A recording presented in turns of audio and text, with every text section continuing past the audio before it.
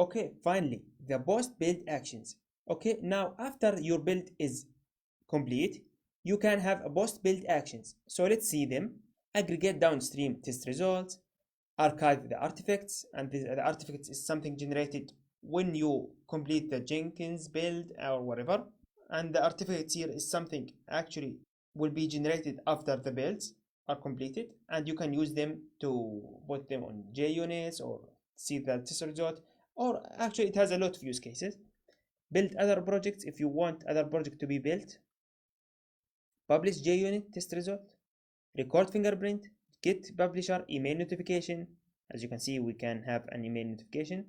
Editable email notification. Set GitHub commit status. Set build status on GitHub, or delete workspace when build is done. And all of that actually is very useful. Also, we have other things.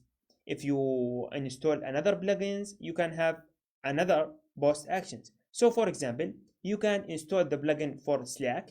Then after this build is done or this job is done, you can send on a specific Slack channel, that which means that this build is stable, this build is completed successfully, or this build is failure. All right, depends on the status of the job. And this is something actually used, and it is very useful. And then you can notify the developers or the DevOps engineer or the manager, or there is something wrong or whatever. All right, so it has a lot of use case. All right, thanks for watching.